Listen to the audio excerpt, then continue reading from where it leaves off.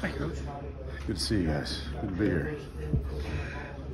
How much can you tell us about the two deep right now? We don't get to see a lot of practice, but who are some guys? Well, you can probably guess who's running with the ones right now. Guys like Palcho and Julian and Pill and some of those guys that kind of finished spring. Isaiah Adams is up there and been very, very impressed. You know, Jordan Slaughter, Cy Chrysler, all those guys are repping with the first group. You know, Josh Cruz has had a great camp so far. Kind of the way he finished spring ball. You've seen that carry over, so that's been fun to see him develop every day, get better and better, and then trying to get other guys reps. And, you know, guys like Josh Getsky and some of the freshmen and some of the new guys that just got in. I'm pleased with, you know, kind of where their foundation is. Now, obviously, we got to get them better and continue to develop them. That's what we do. So, you know, kind of the way it shaped out in spring, a lot of those guys are getting reps because we're only day 5, right? I mean, the first 2 days really have pads. And so we're really not going to make many depth changes until we can see guys get into a scrimmage situation and see how they respond when you know, we're running consistently some extended team periods and some extended hitting and physicality up there. So that's kind of where we are. We're repping a lot of different guys and getting guys kind of seeing what they can do for us right now. Got a big group of true freshmen. Yeah. Do you see any of those kids that may be ready to contribute early on? Well, I think we're still very much in learning what they can do, right? And we're certainly, I think, pleased with where they are as a baseline coming in as a freshman. I mean, we evaluated them, we recruited them, and those things that we saw on film hold true. Now we're trying to develop them and get ready to play major college football and help us compete and win a championship here in Illinois. So that's kind of where we are in development stage with those guys, but they're getting better every day and learning how to practice and how to be Big Ten linemen. When you have such a wide gap in age, you have Palcho, who's been here 6 years, and Bill, you have 5 freshmen. How do you, I guess, make sure the teaching is all beneficial for everybody, where some of the freshmen may not be as advanced as Palcho or Bill? How do you handle that? Well, sure, that's a great question. I've got to get those first group ready to go. I got to keep pushing Palcho, and there's a little bit of kind of throw them into the fire and learn and kind of throw a bunch at them because the game is chaotic, right? And when you're out there, it's very intense and it can lead to panic if they're not composed. And so those guys got to learn how to slow things down, how to learn, take it step by step. Focus on the details and really focus on their assignment and then get better as the offense expands for them. And then we come back and do individual learning and do private teaching and things like that and kind of overlap stuff that they need to continue to work. And then we do developmental periods of practice. They have been able to get some reps in inside drill and individual work and things like that. So it's kind of a twofold process really, you know, and throw it at them and then come back and fill in kind of the gaps. Can you comment on these freshmen and just the body types you've brought in? Just almost every one of them's over 300 pounds, and Palcho even commented, I was 265 as a freshman and asked to do something. This is different. These are different human beings. Yeah, they're Big Ten linemen, and that's what we're going for. That's what we're recruiting for. We want massive, mauling, tough, physical, smart players. You know, it's not saying we're going to recruit a bunch of guys that aren't unathletic and can't move, but we're looking for a specific skill set, and we're looking for people to be able to move the football and change the line of scrimmage. And so that comes with size, that comes with strength, that comes with athleticism, balance, being able to flexibility, mobility, things like that. So that's really what we're looking for. Is the kid from Denmark, is he a little more advanced than the freshman because of the club ball that he's played? Magnus is incredibly intelligent. He's very football savvy, you know, for someone that really has not played the American game, you know, growing up over there. But he has played a lot of football, and he's had to teach and coach other players over there. So he's kind of had to do a Reg Dunlop a little bit, player coach Reg Dunlop out there in Denmark. So that's helped him come in here, right? Helped him come in here with the knowledge that he has for the game, really. He's pretty advanced in his football IQ, and it's been allowing us to teach him more things, and now we got to continue to work on his strength and development. But I'm pleased with all those guys. All those guys really, they're smart kids, they're tough kids, they're dependable kids, you know. And when you look at our mantra, that's kind of how it fits. So. Are you happy with the amount of swing guys that you could have over the course of a 4-month season? I got guys that can play tackle. I got guys that can play guard. I can mix and match if I have to throughout the course of a season. Well, we've got some versatility, and I think that's the way we recruit. It's the way we train. It's the way we cross-train. It's also the way some of our skill sets are developed, right? The way we do some of our individual work. those type of blocks, those type of techniques, they carry over to various positions based on the look that they're seeing, right? So, yeah, we're going to continue to work that versatility, but things are starting to cement themselves at certain positions as well, right? And that's part of what this early part of camp is to find out where we can fill in those gaps and where guys can maybe help us cross-train. So, and I'm kind of pleased with where the direction we're headed. We're nowhere near where we need to be. I'm never satisfied, but we're getting better each day, and for that, I'm pleased with the effort. Is there a position battle at center, or is Alex lock that up in the spring? Or? There's position battles at every position, including right tackle, and I say that somewhat, not jokingly, but somewhat with a light heart, but guys are always having to push each other, and if somebody's game falls off, like that's what competition breeds, right? So Palcho knows that, Pearl knows that, Hill knows that, right? All those guys know that. Isaiah knows that. We've got a lot of talent. Like the guys can play a variety of different positions, so that helps that. And I think that just keeps pushing guys to be better. Kreutz has had a very good camp so far. Hill's had a very good camp so far. We're going to need our two deep to help us win football games, and so all those guys are going to have a significant role. Coach, I apologize if I got asked this already. The Wyoming connection for you. Yeah. How interesting is that for you? Is it fun? Tell me what you're thinking going back against the team you know. Sure. Well, it's exciting for me. I have a tremendous amount of respect for that team, for Coach Bowl and his staff. A lot of those players I recruited, and a lot of them I coached. I know the level of football they play. They play a very tough brand of football out there too. So it's a game that we're going to get up for, because it is a big game. It's a big game for them, big game for us.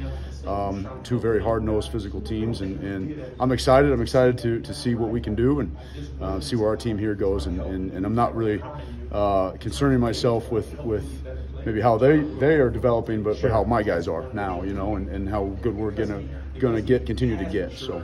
Does it help you that you got an idea about personnel on their team, or I assume there's some major changes since you last, right? Oh, I'm sure they'll have some changes for us, but there is some familiarity, and vice versa, right? Coach Salvell and their team, and I've been together at two different stops, so he knows me very well, and I know him very well. But they're good friends of mine, but there is going to be, I think, some nuances with us, some nuances with them, and it'll lead for a lot of preparation on both sides. So how's it go? Pre-game, you greet and say hello, and then post-game you say hello, and it's other than that, it's a game, right? It's not. Oh yeah, well, when we're out there on the field, when the whistle blows and the ball's kicked, we're opponents, right? And we're competitors, and I'd expect the same thing from them to say to me, but before and after, I've got a lot of respect for both. All those guys, Coach Salvell, and Coach Bowl, the two coordinators, the guys that are in charge of that defense, and Coach Bowl gave me a shot out there and promoted me, and we enjoyed our time out there, but we're not there now. We're at Illinois. So. When you came here, did you look at the schedule pretty quickly and go, oh, that'd be fun or interesting? Not the year ahead. I did after the season. I kind of knew who we were playing. I was like, oh, okay. But last year I really wasn't concerned with that. No. And I noticed you guys aren't going back out there. I'm glad we're not playing out there. 7,200 feet. That's. Oof. I walk up the stairs and I'll be out of shape. So, Coach, is an entirely new offense. What are some of the biggest ways that impacts your guys? Maybe the skill sets you're looking for, or how you practice these guys. That's a good question. What we do and what we teach, from a technique standpoint, from a mentality standpoint, none of that's changing. The scheme and some of that, there's going to always be carryover with any offense that comes in, but there's continual learning, there's new learning that takes place. But the good news is this is year two for us, from a mentality standpoint, from a technique standpoint, from just simple things like your first step. Those things you don't have to reteach. That's a huge carryover to whatever the system we call is. But there's a little bit of learning, but at the same time, the technique and the physicality, the mentality is continuing where we left off. Was the tempo a big adjustment for him, just getting back and getting set? I think it's always a continual work in progress. We did some tempo last year, with some of our stuff that we did in 21, but not really. These guys were a no tempo team before we got here, so there was a little bit of kind of dusting off the old hat there, but they've embraced everything. Our strength and conditioning staff and what those guys have worked for all summer has helped them tremendously. So, yeah, there's no issues there. Phil is only really about 8 months into his Who journey. is? Alex, as a center. He really started in December. Yeah, Bill. Where have you seen his biggest gains, or where does he still need to go with that? His confidence is night and day, where it is. He's more comfortable in the offense. He's more comfortable making calls. Just the cohesiveness of the unit, I think, helps. Anytime you lose, there's a void in the leadership role, like Kramer and Velo. Somebody's got to fill that void, and you'd like it to be a guy like Palcho, who does, certainly. Palcho's a fantastic leader, but Palcho doesn't make all the line calls and the IDs and things like that. So our center's got to be able to handle that, and I think just the confidence that Pill has continued to develop through the training, through practice, through knowledge of the offense, has just made him that much better there. So same thing with Josh, right? Josh has done the same thing. Josh went from kind of playing all over the place to really focusing on one specific thing, and his hard work over the summer. He had kind of a pedestrian first start of spring, and then really turned it on in the second half of spring ball, and he's just continued to do that now in fall camp. So both are intelligent players. That certainly helps. Both are kind of mature beyond their years. So they know how to approach their preparation, which is critical, and those guys have done a nice job. Palcho, Do you want to bring him on board? Right now, Dylan's learning the offense. Right, he came in the summer, and it is so vastly different from what he did at Furman. But tremendously hard worker, very tough, very physical player. Wants so badly to be good. So we're really just working on developing the offense with him, developing some of the technique things, but he's been working in there as well, and kind of seeing where he best fits. But he's going to be able to help us, in a variety of different roles. So we're just kind of seeing where he best fits at the moment. Plus, the history of offensive line coaches here over the years, there's been a lot of pretty good people. Yeah. Is that kind of cool to be part of that line? Yeah. Some of these guys. Absolutely. I mean, he's was the O-line coach when I was getting recruited out of high school, and so met him. Where was that? I was at Elk Grove High School. Okay. Elk Grove High School, played for a guy named Bruce Bazzali. Okay. Of course, yeah. And so I came down here. Osei Lewis was the recruiting guy that recruited me, and so I remember seeing I remember, Luke Buckus, when I got the job, sent me a very nice note, and I don't know Luke other than just by reputation and what he's done here, but I used to watch some of his videos when he was here. I was out, I don't know where I was, FAU or someplace, and just kind of keeping tabs on what that is. But there's been great players here, right? And met some of them that are still now in the community. Some of the alumni have come back. Obviously, there's guys in the NFL, that have come back. Met, Nick, because he's very close with some of those guys, and there is a specific, a certain amount of pride that comes with being a part of that, but also just, knowing Coach B's history. Him and I've been together before, but just the guys that have worked for him, and the line that I'm a part of now at that, right? Guys like Sam Pittman, Bob Bostad, right? Jim Huber, like some of those guys that he's been around are, phenomenal line guys as well. And so, I take a lot of pride in knowing that I work for him in Illinois and a big part of that line. Yeah, all those guys they had a string of guys who were in the NFL, like for a I assume that's what you wanted to hear. They just did, I guess. Yeah, just moved guys on. Yeah, Coach Bielema and myself, we put a lot of guys in the NFL, right? And both of us, together, separate, right? And I think that we, obviously 2 guys last year, and I think there'll continue to be more, and that's the way we're going to recruit, and that's the way we're going to develop, and that's what we do. We develop linemen, and I think we're always working towards that goal. Palcho didn't quite look himself last year, especially in pass pro. How's his lateral movement right now? You feel comfortable putting him out on the edge?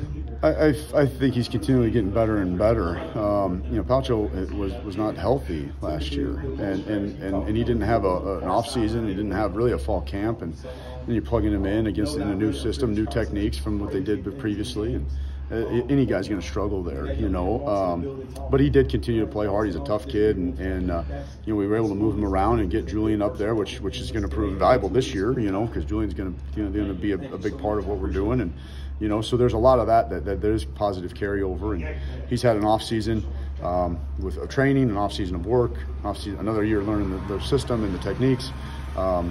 And he's just going to continue to get better and better. He had a great spring, and I'm excited to see what he does this year. Where has Zai made the biggest gains since getting here? I think Zai's just discipline and the way he's worked at every challenge we've thrown at him.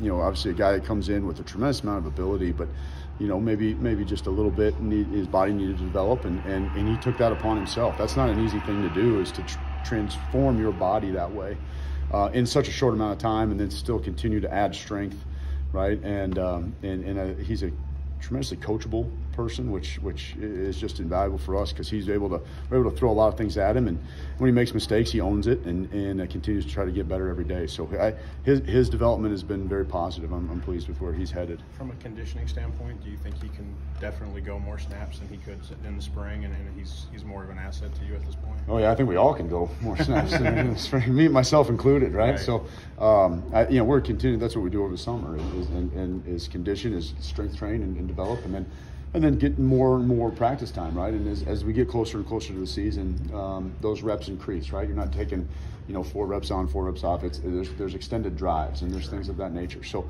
yeah, we're driving, we're pushing them, and the whole group is getting better and better conditionally. Yeah. Jordan Slaughter, another guy who had some health issues. How's he looking in camp?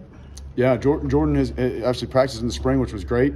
I think he's gaining more and more confidence, and certainly doing some good things out there. And you know, I don't see, you know, maybe that hesitation that used to be there, you know, because of a previous injury. You know, we're a year away now from the injury date, and you know, he's continually getting better and better. So I'm pleased with really their mentality, and you know, obviously his return to play, right, his recovery and rehab and all that kind of stuff. And I think he'll tell you the same thing. He's getting better and feeling more confident with it. Not to give away trade secrets or anything, but how much of the tight ends play into the blocking scheme for you? I mean, yeah, they're a big part of it, right? Just like everybody, just like the receivers. And it's going to take all 11 to be able to effectively run the ball. It's going to take all 11 to effectively throw the football. So they absolutely play a big role in everything that we do. And we've got some pretty good ones, right? And Luke Ford, Tip Ryman, Mike Marquez is having a great start to the camp. So we're excited. Plus, we've got some young guys coming in that have a lot of ability. So we're pretty excited with what those guys can do to help us. Coach Snyder was talking about it's so nice to have 6, 7, 8 guys on this staff work with special teams and have a niche and have a role there. Is that unique to where you've been before, where like 8 guys just jump in and have a role in that important part of the game? It kind of depends on the situation. I've been on staffs where one coordinator runs it, and I've been on staffs where they do it kind of by committee. A lot of guys have been to other places where they've have a role, right? Maybe they did run a specific unit, and you got guys on our staff that have been coordinators before, right? Guys like Andy Boo and Kevin Kane, and those guys have been coordinators. They've worked on special teams before, so now they have that ability to mix in there. I think is just very, very helpful when we get into a situation like this where we've had to make maybe a coordinator change in because of a certain medical thing. But I think it's just beneficial for us, to have more voices that can add to support, not necessarily more chefs in the kitchen, but more guys that can add support and help get Coach Schneider's points and schemes across. So I'm excited about that. Yeah. So if you were